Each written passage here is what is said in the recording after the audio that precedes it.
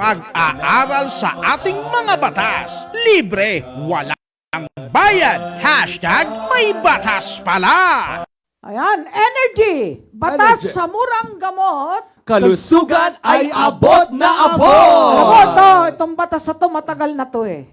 Sa hirap ng buhay ngayon, mga kababayan, bawal talagang magkasakit. Ay, Kaya lang oo. talaga nagkakasakit eh. Tao lang eh, marupok, mahina, mula sa alabok. Ayan. Pero kailangan talaga, kung kailangan uminom ng gamot, iinom ng gamot. Pero mayroong ginawa ang ating gobyerno na paraan eh, may murang gamot. Ayan na. Kaya wag tayong mag-alala, di ba? No? Yes, dahil may batas na nagbibigay ginhawa sa bawat Pilipino. Hindi mo na kailangang bumili ng mamahaling branded na gamot Oo. dahil may batas pala na nag-uutos na gawing available sa merkado ang mga generic na gamot para sa mas abot kayang presyo. Naku, ano nga ba ang mga batas na ito at bakit ito mahalaga sa iyo? Tara, alamin natin. Ay, wag pong magalit ang mga parma. Dahil may mga mura ng talagang gamot na generics. Correct. Na pareho lang ang efficacy at... Safety sa mga branded na gamot. Oo, pareho lang eh. Eh, meron nga akong isang biniling gamot, talagang 300 ng generics. Pag binili mo yung branded, 1,000. Ay. Eh, paano naman yung mahihirap kung puro branded ang Oo. bibilin? At yung mga doktor naman, payagan naman yung makabili ng generic yung inyong pasyente. Eh, minsan, sabi, empleyado ng pharma yung doktor, wag naman ganon, maging makabayan naman tayo. At kung mayaman yung kliyente nyo, di branded lagi reseta nyo. Pero kung mahirap, Generic. generics, pwede naman kaya, pareho lang. Ayan, ano ba ang batas na ito? Anong numero? Yan, ang Republic Act number 6675 o mas kilala bilang Generics Act of 1988. Tignan mo, 1988 pa pala yan. Tagal na pala. Yan, isang Oo. batas na naglalayong Panahon itaguyod. pa ni Flavier yan di ba? Oo. One. Anong Yes. layunin? Itaguyod ang paggamit ng mga generic na gamot sa Pilipinas. Layunin ng batas na ito na masiguro ang accessibility at affordability ng mga gamot para sa mga mamamayan upang ang bawat Pilipino ay magkaroon ng kakayahang bumili ng mga gamot na hindi mahal, ngunit epektibo at ligtas. Ang ilang, ilang?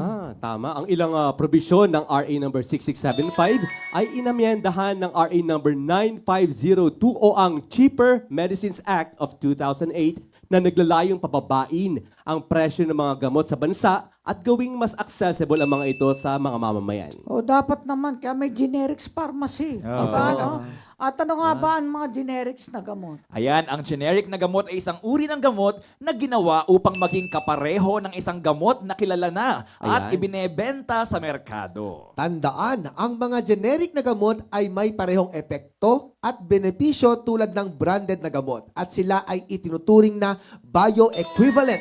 Ibig sabihin, gumagana sila ng pareho at nagbibigay ng parehong benepisyo sa kalusugan. Kaya naman walang dahilan para iwasan ng ating mga kababayan ang pag-inom ng mga generic na gamot. Huwag mahihiyang magtanong kung may generic.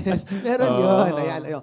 Ano nga ba ang mandato ng batas sa mga doktor at hospital? Ayan, upang masiguro na makabibili ng mga abot kaya at epektibong gamot ang mga Pilipino, itinatakda ng Section 6 ng RA number 6675 as amended ang pagrereseta ng mga generics na gamot. Lahat ng ahensya ng gobyerno na may kinalaman sa kalusugan kagaya ng mga ospital at kanilang mga tauhan, pati na rin ang mga iba pang ahensya ng gobyerno ay kinakailangang gumamit ng generic na pangalan sa lahat ng transaksyong may kinalaman sa pagbili, reseta, pagbibigay at paggamit ng gamot. Oo, ang lahat pa ng doktor, yan, dentista at veterinaryo, kasama na ang mga pribadong medical practitioners ay kailangan magsulat ng reseta gamit ang generic na pangalan. Kung nanaisin, maaaring idagdag ang brand name ng gamot. Ang mga organisasyon o kumpanyang gumagawa, nag-aangkat, nagre-repack, nagmemerkado at namamahagi ng gamot ay kailangang malinaw na ilagay ang generic na pangalan ng produkto. Yan. Para sa mga produktong may brand name, ang generic na pangalan ay kailangang nakalagay sa taas ng brand name. At dapat ito ay malinaw na mababasa sa mga label, anunsyo at promotional materials. Ito pa, ang mga botika, hospital pharmacies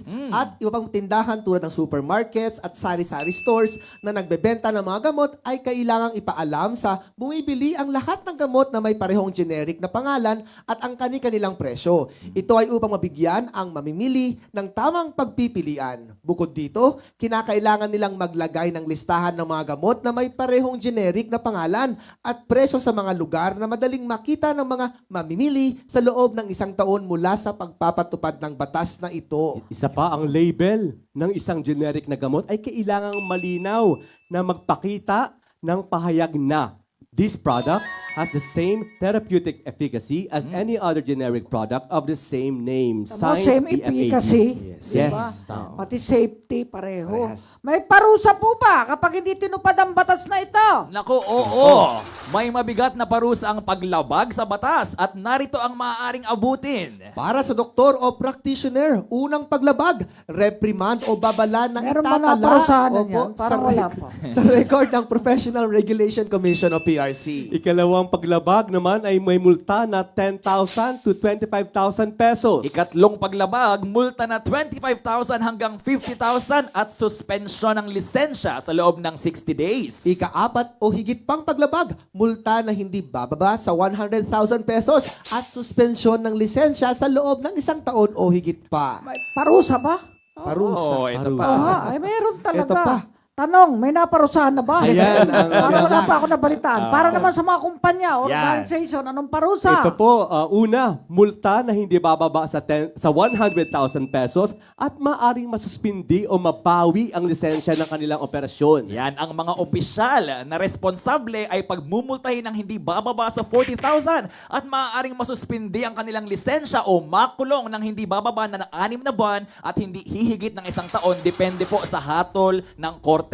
Ayan. Ayan, ay kung dayuhan naman dito. Ayan. Mga Ayan. foreigner, ang lalabag. Ito po, Chief, automatikong ipapadeport pagkatapos ng paglilingkod ng sentensya. Kaya bukod pa rito, maaari magsampa ng administratibong kaso na hiwalay sa kriminal na kaso. Kahit mabasura ang kriminal na kaso, tuloy pa rin ang administratibong kaso. Yan, tamo yung batas na yan. Kaya dito sa hashtag pala, marami kayong matututunang batas.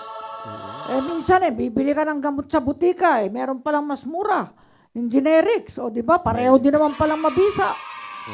Yung marami akong alam na ganyan Yung isa, bibilin mo 490, 3 piraso. Yung pala may 60 pesos. Sana Yung sinasabi 3 rin nila. piraso. Ayun, no? Ano, Kailangan Ruby? mo sabihin. Oo, kaya talagang kung mahirap ka, may pag-asa ka pa. Ayan. Kaya dapat nalalaman talaga ng sambayanan kung ano ang batas. Kaya dito sa hashtag pala, merong hashtag May batas pala!